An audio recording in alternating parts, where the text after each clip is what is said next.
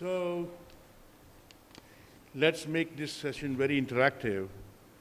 And may I invite our first speaker for Dr. Umesh Chakravarty, acetabular preparation in ankylosis hip. Nice day, both academically and the evening we had. Excellent Lucknowi khatedari we had. So without wasting much time, start the hip session today. So ankylosed hips are really troublesome, and for those who have an ankylosed hip, for them it really affects their day-to-day activities. It's very difficult for them to cope up, and these are young patients, and if you don't manage them early, they develop a lot of secondary problems in the spine and the adjacent joints, and leading to a lot of comorbidities and age-related degenerative changes. So we know that in a THR we have to get the neck length offset right, but what is important here is to get your acetabulum right. The good thing is that you have a lot of bone there where you can play around and put a cup very easily. The challenge is in the exposure dislocation.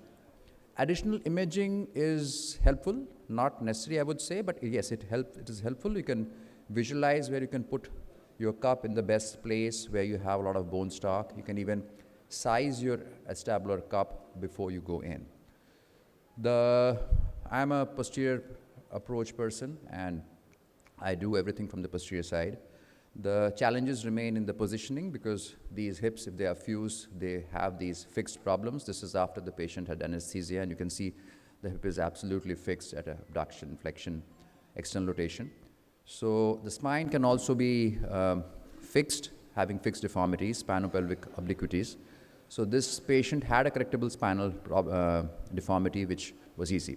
So with that, I move into the video. So you can see the hip is flexed and abducted. Somebody has to hold on to it. So instead, the shape of the incision has to be accordingly modified. So it's a inverted kind of a C, because when the leg comes back to extension, it will take the regular shape of the posterior approach. So getting the gluteus medius out of the way is very important, and you can just gently tease out the abductors from the bone. Spend some time, and this is very, very important because abductors are the crux for any good hip function. Neck cut comes in, and it has to be gentle. You can do 80-85% cut and then gently tease out with an osteotome. And the important thing out here is that you have to be gentle. You have to be gentle, and everything has to be very controlled, no forceful movement, because you don't want an unexpected fracture extending in. After the primary neck cut, you can make more space by taking another wafer of the residual neck out, and once you've taken a biscuit of that neck out, you will have a lot of space to work in. Once that thing comes out, you see you have got a lot of space between the left out neck and the residual fused head and the acetabulum. Next thing that comes in is to get the abductors out of the way. You can do whatever you want. I like to put a pin out there so the medius and the maximus, they move out of the way. Once that is done, then we come on to subluxing the femur anteriorly. And the inferior cobra is basically to expose the inferior part of the acetabulum. It is below the tal. And the anterior right angle is to take the femur anteriorly. And here, gentle pushes and using an osteotome to remove all the existing osteophytes and all your fibrous tissue anteriorly, which has to be, again, very gentle. The assistant has to just hold on. It's the surgeon who has to gently push it out, push it out, push it out. So this needs some time, and once that is done, now the things are easy. So we need to create a primary socket, and our fixed reference point will be the inferior reference, because that is fixed, and the posterior reference, because you cannot see the anterior so well. So a tiny reamer, maybe a 32 or a 36, can come in here, and you can just make a temporary socket. What is important to get this cup going down inside medially, for which I make a drill hole.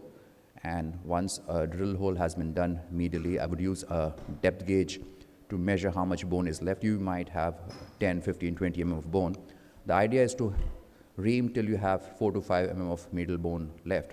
So now the reamer goes in down vertically, absolutely perpendicular, and we keep on measuring how much we have gone in till we have 4 to 5 mm of medial bone left.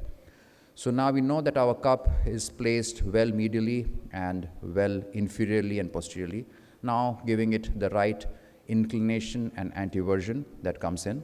So preoperatively, we had measured it to around 50 mm, so it's about a 50 mm reamer which has finally come, and giving it a inclination and anteversion is important. It's important here to remember that usually if there is a spinopelvic obliquity, the pelvis might be tilted. So you have to keep that in mind. It is better to err towards the cup being a bit more close than being more vertical.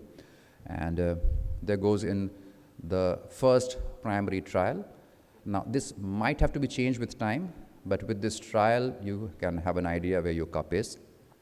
It is always a good idea to check everything out here using the C-arm. So the C-arm comes in. I'm recording with a GoPro camera, so the video and everything's good, but you have an idea where your femur is, where your acetabular cup is. So it's fine. It's inside the lateral edge. So now we have to mark all the extra bone that we have, especially the anterior, the inferior, and the posterior bone. And once we have marked it, the marking should remain because your final cup has to match that marking of the trial, because that's the trial you had checked with the C-arm. So then the trial comes out, and now we need to spend some time to mark and remove all those additional bones and osteophytes. This marking is important. It should stay for the final placement. And then again, a combination of using osteotomes and saw, you can gently remove all these excess bones. With these ankylosed hips, you have a lot of bone. So getting the cup in the right place is never a challenge. It is the placement which is very important. And all these osteophytes have to be removed, because unless you remove them, they will always impinge on the neck and the Morse taper of your stem, and they can cause subluxations, dislocations, reduced movements and all. So once that is done, again another trial just to check whether my previous trial and this trial is stable or not, and there comes in a primary cup. Any cup does well in this, because it is never the fixation that is a problem, because you have created a exactly hemispherical socket in which the cup stably goes in. The references have to be kept in mind, the inferior reference, the posterior reference. Once the cup goes in and we are sure, then the thing is done. There goes out the stem, and in comes the liner, and once the liner goes in, all the things are done. So that's more or less for the acetabular preparation, and these are the post-ops. So to conclude, ankylosed hips, once mobile, the patients are very, very satisfied. They are young and high demand, so we need to have high demand joint and bearing. An important thing is to have the cup and the stem in the good place. Unilateral disease without spinopelvic obliquity are the simpler variants. Important thing are the bilateral cases, and cases with fixed spinopelvic deformity are more challenging, because the version changes a lot with these problems. Thank you. Thanks, Dr. Umesh. I've been told the discussion is at the end of the session, so please keep your questions ready.